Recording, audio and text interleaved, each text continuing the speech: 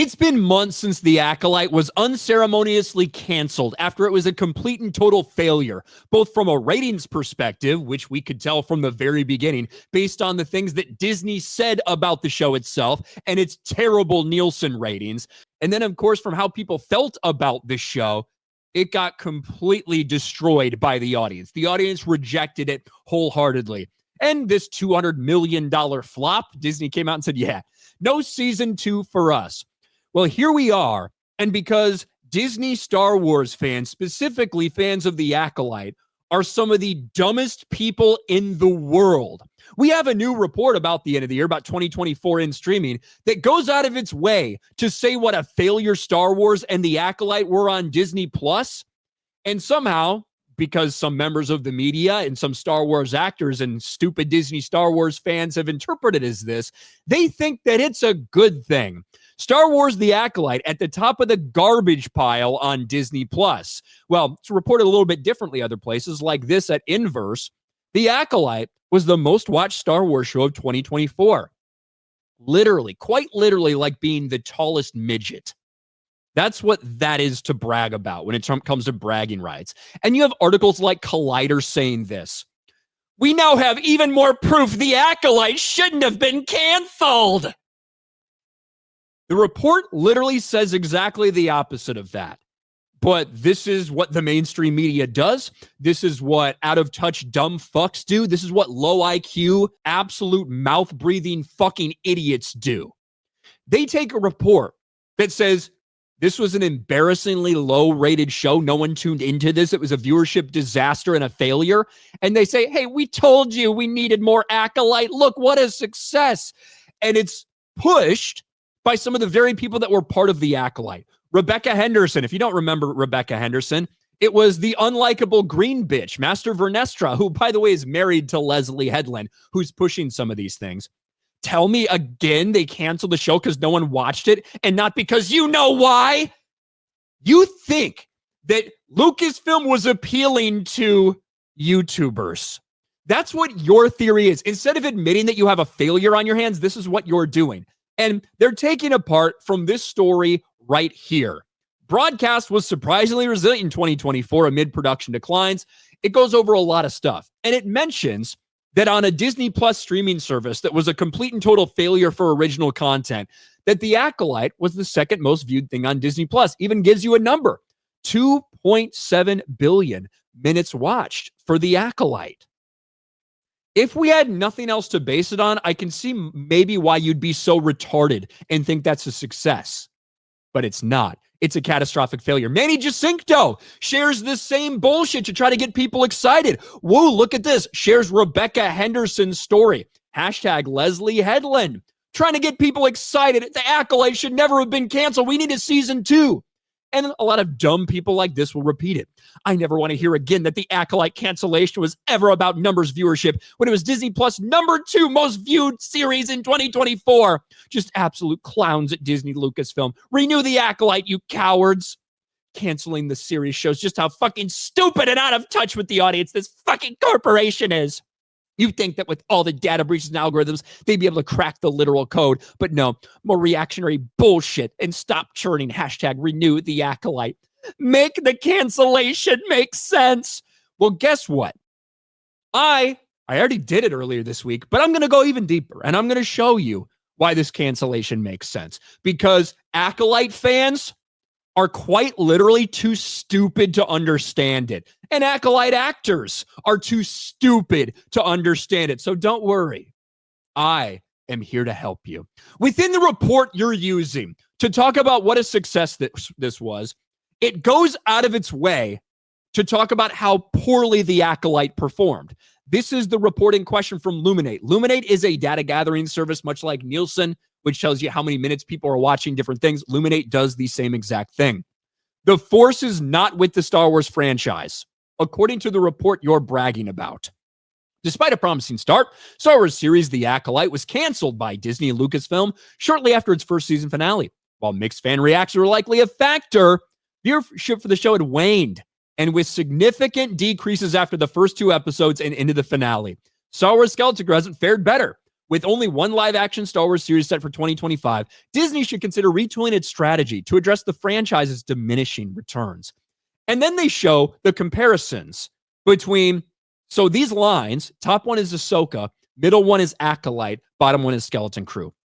Ahsoka, which, by the way, up to this point, Ahsoka was the worst rated in terms of these Disney Star Wars projects 12 weeks after they'd been released, right? That was the worst. That was the lowest of the low for them. Acolyte did not even perform close to Ahsoka, and it cost over twice as much. But if that's not enough, we can go to these numbers. Here's the big brag for Disney Plus original series. It was the second biggest. Well, guess what you're looking at it being compared to? Agatha All Along and Echo, which Marvel has admitted were its worst performing Marvel shows to date, and it's not even close. That's what you edged out for second place to Percy Jackson Olympians. Again, Percy Jackson the Olympians, about half of the budget of Acolyte, just for the record, and not nearly the brand that the Star Wars IP technically should be. What about other things? How did other shows perform? Can we see that? Oh, let's see the top 10 originals of the year. And this is not streaming altogether. This is not counting the billions and billions of minutes watched for reruns of some random show or something. This is just talking about original content. The lowest of the low is Love is Blind on Netflix with 7.38 billion minutes watched. The Acolyte doesn't even sniff that. It's nowhere fucking close to that. It's not even in the realm of that, right? So that's another thing to take in consideration. But if you still don't understand why simply being the second best on Disney Plus on a year where Disney Plus original series quite literally performed like dog shit, and this report goes out of its way to tell you how poorly it did, I guess we can also compare it to other Star Wars shows. We should do that, shouldn't we? We should compare this to other Star Wars shows. And maybe, just maybe, you retarded Disney Star Wars fans will finally get it through your thick fucking skulls why this thing was a failure. You people really are about as stupid as you could possibly get. But that's all right. We have patience. This is a report, also from Luminate Data, that goes over trends for episodes for Obi-Wan, Mandalorian, things like that. This is probably the most important chart within this. Compare the total minutes watched for the first 12 weeks of recent Disney Star Wars shows, right? Now, this is when the Acolyte only had released, I think, maybe 6 or 7 episodes, so it was not complete. Not all the episodes were out at this point. So we can't just look at this chart and say, oh, look at that compared to this. But now we do have the number, not just from 12 weeks after release.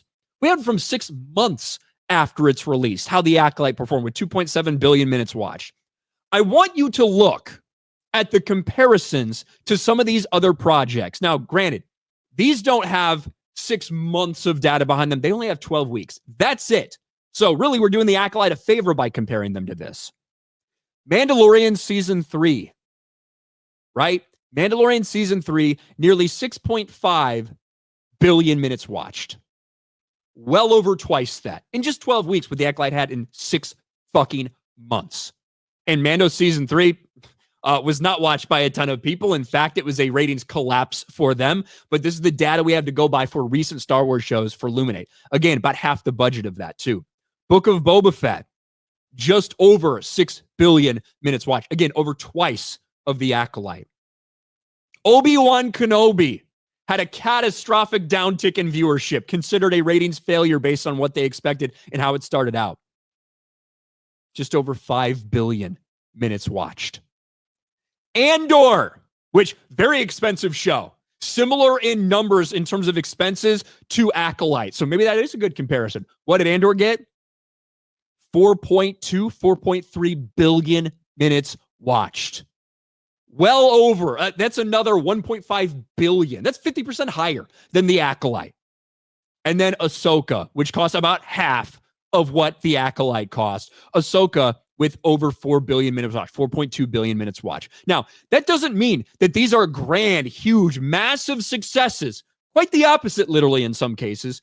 But the Acolyte doesn't even come close to this after 6 months on the platform. All of these spurgs and fucking pronouns and bios, all these fucking losers out there retweeting, I'm watching the Acolyte again, rewatch the Acolyte, renew the Acolyte. We're going to do all these things to show people we care about the Acolyte. And this is still at 2.7 billion minutes watched. A complete and total catastrophic failure, especially when you consider the budget. Even at half of its budget, it would have been considered a massive failure for Disney. So that's why I don't care how many times Leslie Headland's lesbian wife tries to convince people that they canceled it because YouTubers are angry about a show. Guess what? YouTubers have been angry about a lot of different shows. Fans have been upset about a lot of different shows, a lot of different shit that you've put out. Yet the Acolyte didn't perform well. It performed like shit.